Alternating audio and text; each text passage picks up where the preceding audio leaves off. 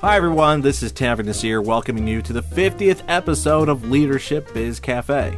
And to celebrate this important milestone, we're rolling out a brand new theme for the show.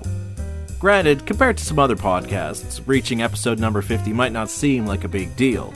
But the fact is, I started this podcast 8 years ago as a fun excuse to be able to sit down and talk about leadership with some fascinating and insightful people. And seeing it become not only a big hit with listeners, but receiving accolades from Inc. and others as being amongst the best leadership podcasts has really been a rewarding achievement. So for me, hitting this milestone is definitely something worth celebrating. And that's why for this episode, I'd like to tell a personal story of mine which I shared during a Q&A session after one of my leadership keynotes. I also shared this story on my award-winning leadership blog, and it turned out to be a big hit with both of these audiences, in large part because it answers a common question I often get from leaders who are looking to improve their craft. So, let's start up the espresso machine and brew up another Leadership Espresso Shot.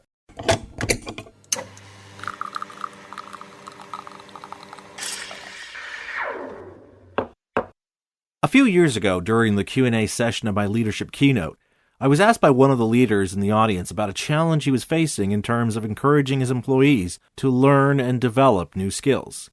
Dealing with employee pushback to changing how they operated, he wanted to know, how do you get people to challenge their assumptions of what they're capable of in order to help them to grow and evolve into stronger contributors to their organization's vision? Rather than sharing the findings of some study, I decided to answer this question by sharing a story about one of the best leaders I ever had the privilege to work for. A leader who not only inspired me to dream bigger, but who encouraged me to challenge how I viewed myself and the contributions I could make. Dan was the president of a life sciences company where I served in my first middle management role. Now, the interesting thing about Dan is that when you first meet him, he can seem a bit intimidating. Not only because he's quite tall, but because he had this air of quiet confidence and assuredness about him.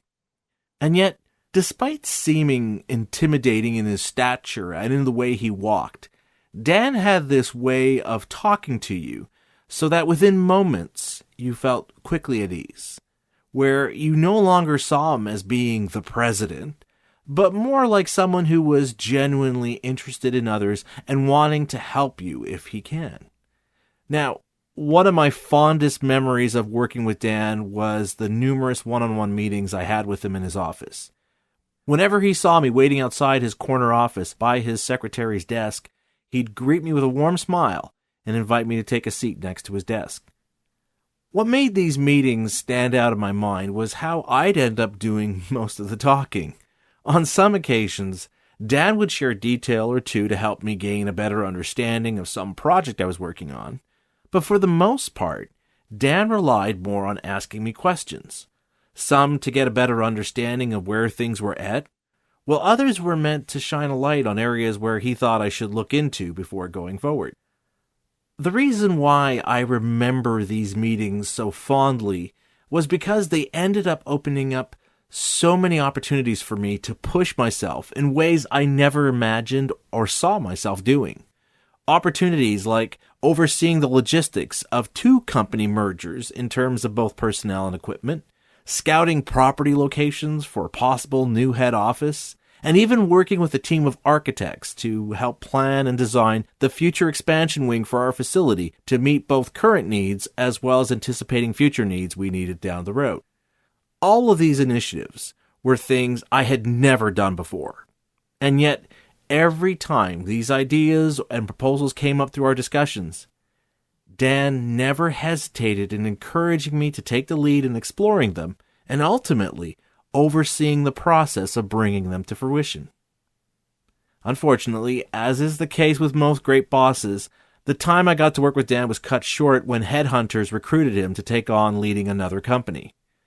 I was fortunate enough to have one last one-on-one with Dan before he left, and I used it to ask him why he never questioned my ability to lead these various initiatives that I brought to his attention, given that I had no prior experience to prove that I could do the job. I remember how Dan just smiled and told me how he heard in those conversations that drive we all have to be more than we are today. Dan told me that he knew the ideas and suggestions I had put forth would be challenging for me, and that as a consequence, I would experience both setbacks and failures in pursuing some of them. At the same time, though, he knew giving me this space to challenge myself in this way would not only push me to become a more valued member of his team, but it would make me feel a greater level of commitment to the organization's success and growth. Dan went on to say that the more I was willing to challenge myself, the more he wanted to support my efforts, because he knew that even if I failed at it, I would treat those setbacks as lessons that I had to learn to grow and evolve into the kind of leader he saw within me. And that as a leader himself, it was his responsibility to create an environment where I wanted to push myself past my comfort zone so I could learn and grow and perhaps one day lead my own company and help others the way he helped me. Now, the reason why I wanted to share this story is because it demonstrates how the way we bring out the best in those we lead is often found in the most simple of gestures and efforts. Dan understood that a leader's job is to create an environment where people know that they matter and deserve to be heard. That's why in those impromptu meetings I had with Dan, he always made me feel welcomed and that he appreciated hearing from me. Knowing that he counted on me to bring my best to the work I did drove me to push myself because I knew I was doing work that mattered. Another important leadership lesson Dan revealed in these conversations was that a leader's focus shouldn't be on giving answers, but on championing their employees to discover them. That you recognize that your responsibility is not to provide solutions for the problems your employees have, but to give them the guidance and support to tap into their native talents, experiences, and insights to discover the best course of action going forward. And this leads me to the third leadership lesson Dan taught me about how leaders can encourage their employees to challenge themselves, to learn new skills, and grow. And that is, believing in our potential for greatness requires a leader who believes in that as well.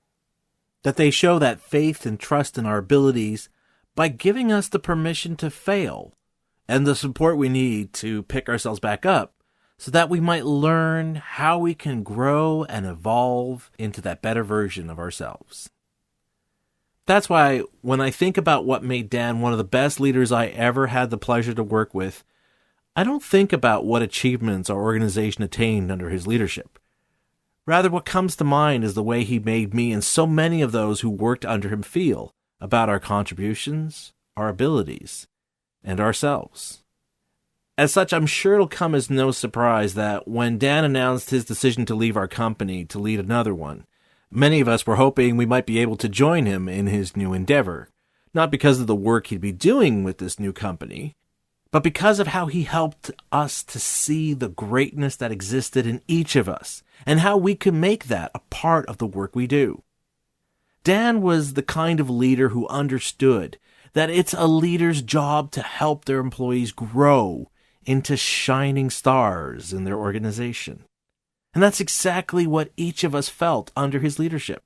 That his focus wasn't on his own accomplishments, but on how he could inspire us to bring our full selves to the work we do because we knew it mattered. Indeed, if there's one message we can all benefit from in Dan's example, it's that we shouldn't view ourselves in terms of what we do today, but in what we can achieve tomorrow.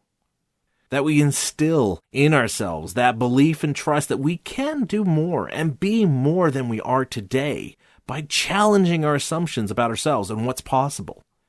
Dan epitomized the idea that we shouldn't limit ourselves in our leadership to the everyday work, but to a vision and purpose that's not only bigger than ourselves, but one that brings out the best in all who join us in helping to make it a reality. It's why to this day, Dan remains as one of the best leaders I've ever had the chance to work with because he demonstrated that leadership is not about you, but about your ability to bring out the best in those you lead. And on that note, we come to the end of another Leadership Espresso Shot.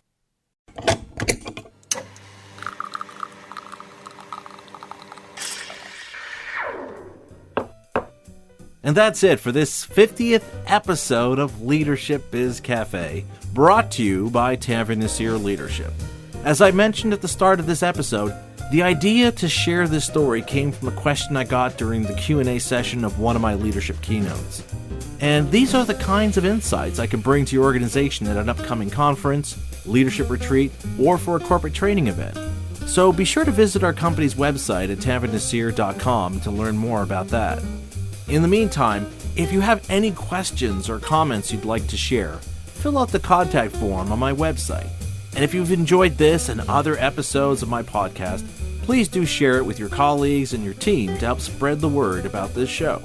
And don't forget, you can find all past episodes of this show, as well as links to subscribe on iHeartRadio, Apple Podcast, Google Podcast, Spotify, and Stitcher Radio on our podcast page at tanveernaseer.com/LBC. So if you'd like to share this podcast with your colleagues, that's a great place to get them started.